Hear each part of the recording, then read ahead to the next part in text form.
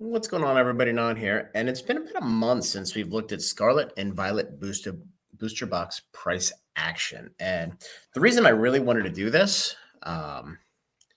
is because I wanted to take a look at what the average sales velocity was.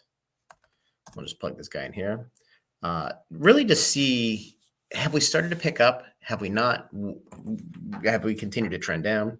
And I think what's really interesting.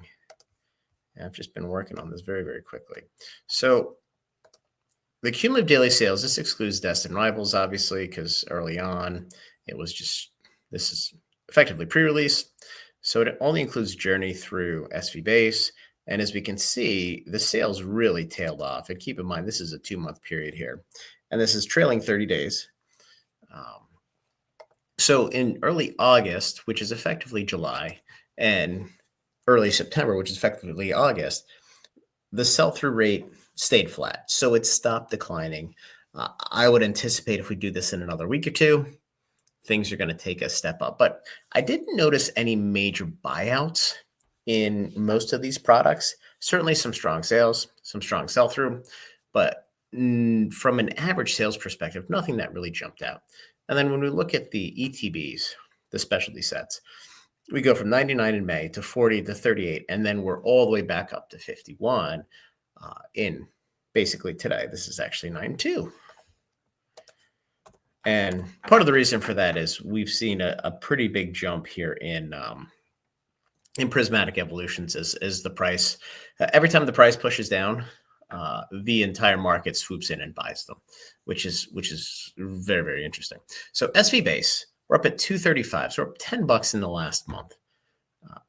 The sell-through is still relatively weak. Paldea evolved $430, up at $80, 3 per day selling. Obsidian Flames up at 310, which is more than what the set's worth. Up $60, 3 per day. Paradox Rift up at 250. You know, this did tick up from 3 to 4 per day on average because there was a little bit of a buyout here. Up $40. Temporal up 20 at 245.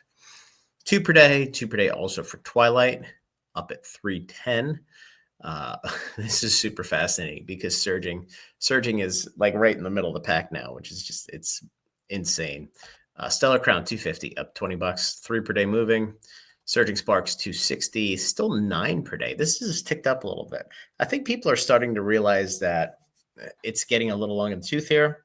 And, you know, quite honestly, people are probably starting to accumulate because you can sit back and you can wait for a better price point, but ultimately you have to buy when there's supply in the market, or you're not going to be able to accumulate a large enough position. And this is one of the challenges when I did my video on why private equity in Pokemon is just, it's an idiotic idea because there's no way to accumulate at scale. Now, for a normal person buying, 1 case, 10 cases, 100 cases, even 1,000 cases is something that can be done. Now, obviously, you get to 1,000 cases, you got a lot of work to do, a lot of work to put in, but it's something that's certainly not impossible or insurmountable. But you gotta buy the stuff when it's dumping on the market, when nobody else wants it. And I think people are starting to realize that with Surging Sparks, that ship's probably sailed at this point. Journey Together, still 240, 6 per day. Destin up at 342, up $44, 14 per day. Now, I do want to mention that the sell-through is still really strong with Destin. And I actually thought it was a little bit lighter than Surging, 3 months post-release. But I went back and looked, and it is a little bit lighter, but the box price is also more expensive. So, net, the actual dollars of sell-through are probably a little bit heavier in Destin than what they were in Surging Sparks, which really surprised me. Mega Evolutions, no point getting into sales, but we're up at $300. Look, the way of the world right now is booster boxes are $250 to $300.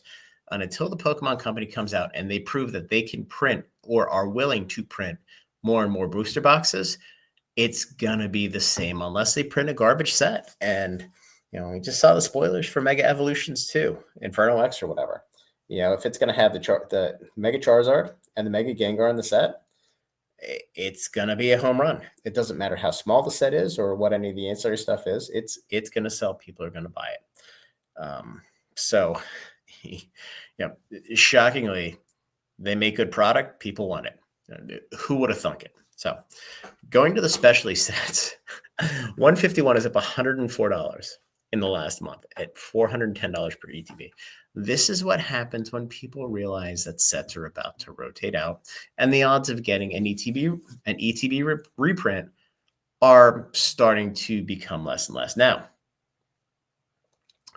what I will tell you is they could be reprinted, but I think the odds of 151 and Paldean Fates getting reprinted are very, very slim. Shroud of Fable, slim as well. But, we have 3 selling per day, which is for $400 and a $250 ETB is a lot. Shroud of Fable, 4 per day. This is about to move. This is so primed to move. We've seen the Pokemon Center ETBs move. We've seen the Pokemon Center stamp promo move. There's no cases available anywhere of these ETBs. They're going to move here shortly. Prismatic back to 107, up $2. And like I said, the sell-through is up to 41 a day, which is absolutely insane. Black and white combined, you're at 71 per day. I think, a month and a half out, I guess, at this point. Prismatic was still churning 100, 125, 150 a day. So, not that these sets are bad. It's just Prismatic was better. And, you have black at 90, white at 81. White's taking a little bit of a step back.